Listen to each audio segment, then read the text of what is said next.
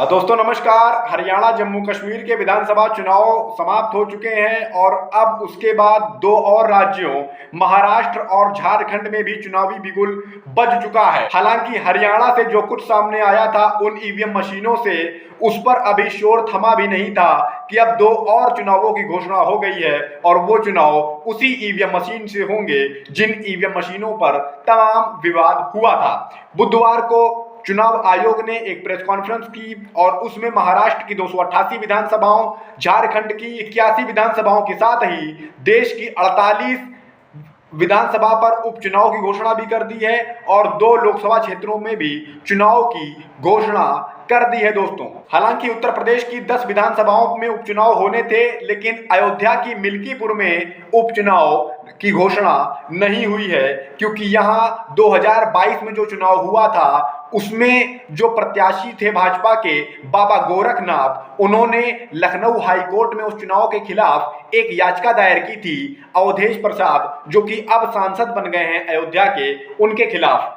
इसी मामले की वजह से चुनाव आयोग ने वहां फिलहाल चुनाव की घोषणा नहीं की है। अगर हम बात करते हैं तैयारियों की दोस्तों, तो कांग्रेस ने महाराष्ट्र में अपने पर्यवेक्षकों की नियुक्ति कर दी, झारखंड में भी पर्यवेक्षकों की नियुक्ति कर दी है, जबकि समाजवादी पार्टी ने 6 प्रत्याशियों की घोषणा उत्तर प्रदेश में कर दी है, जबकि भाजपा ने अभी प्रत्याशियों की घोषणा तो नहीं की है उत्तर प्रदेश में, जबकि प्रत्याशियों के नाम पर मंथन जरूर हुआ था दिल्ली में। अगर हम बात करते हैं किसका पलड़ा भारी है दोस्तों, तो यूपी में समाजवादी पार्टी और कांग्रेस का जो गठबंधन है उसका पलड़ा काफी भारी दिख रहा है। हालांकि भाजपा अब एक अलग तरह से चुनौती पेश करने जा रही है। योगी आदित्यनाथ जो मुख्यमंत्री हैं उत्तर प्रदेश के, उन्होंने जिस तरह से तूफानी दौरे किए हैं अलग अलग जिलों के, उसे देखते हुए यहाँ इंडिया गठबंधन की राह भी इतनी आसान नहीं रहने वाली है, ये हम कह सकते हैं। वहीं महाराष्ट्र में एमवीए जो है एक बहुत बड़ी चुनौती पेश करने जा रहा है महायुति के सामने, बिल्कुल भी आसान नहीं है महायुति के लिए, एनडीए के लिए।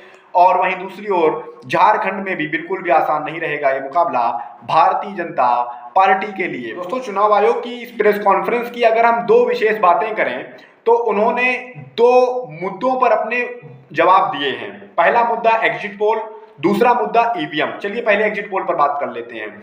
उन्होंने एग्जिट पोल्स को लेकर कहा कि टीवी वालों ने या मीडिया संस्थानों ने 8 बजे से ही 8:10, 8:15 से ही अपने आंकड़े दिखाना शुरू कर दिए, जबकि हम गिनती तो 8:30 बजे शुरू करते हैं।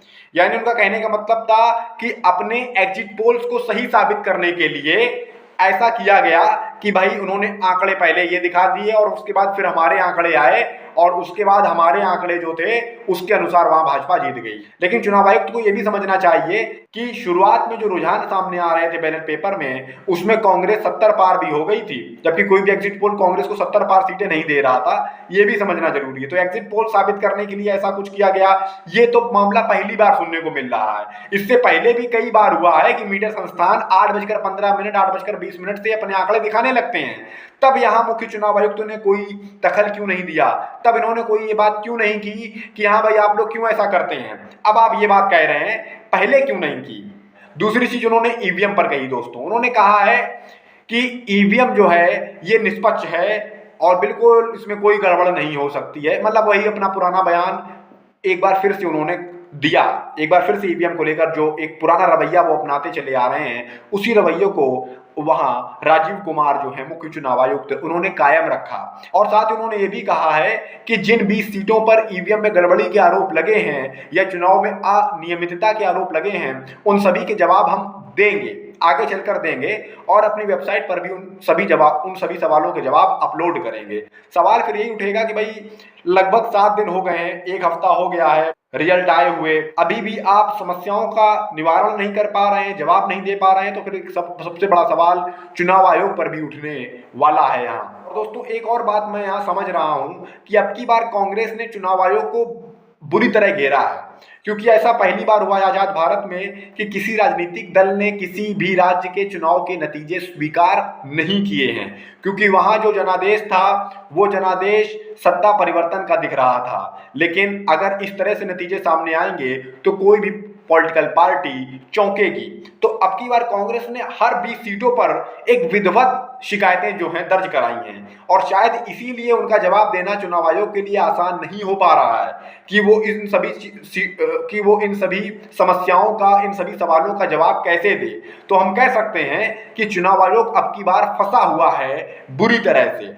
अब जवाब क्या होंगे दोस्तों, ये तो देखने वाली बात होगी, लेकिन एक हफ्ते बाद भी अगर जवाब सामने नहीं आए हैं तो कहीं ना कहीं हम कह सकते हैं कि चुनाव आयोग के लिए जवाब देना आसान नहीं रह गया है। तो इतनी सब कुछ बातें हो गई, लेकिन चुनाव आयोग ने अभी भी उन सभी मुद्दों के जवाब नहीं दिए जिन मुद्दों में कुछ बड़े प्रश्न शामिल हैं। जैसे पहला प्रश्न कि आप अंतिम मतदान प्रतिशत इतना लेट से जारी क्यों करते हैं, और जब जारी करते हैं तो वोट बढ़ क्यों जाते हैं, पहला सवाल। दूसरा सवाल ये उठता है कि जो एडीआर की रिपोर्ट सामने आती हैं, जो डाले गए वोट और गिने गए वोट्स में जो अंतर होता है, आपकी बार देखिए हरियाणा में भी ऐसे ही देखने को मिला था।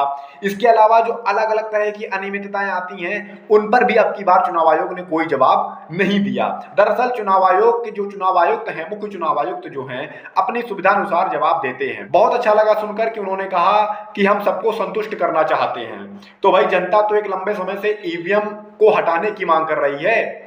समझना ये भी जरूरी है कि अगर आप वास्तव में संतुष्ट करना ही चाहते हैं, अगर आप सबको भरोसे में लेना ही चाहते हैं, तो कृपया ईवीएम को हटाएं। अगर हटाएं ना तो कम से कम वीवीपैट की जो पर्चियां हैं, कम से कम उसका मिलान कराने की ही अनुमति दे दें। कम से कम इतना ही कर दें तो जनता में एक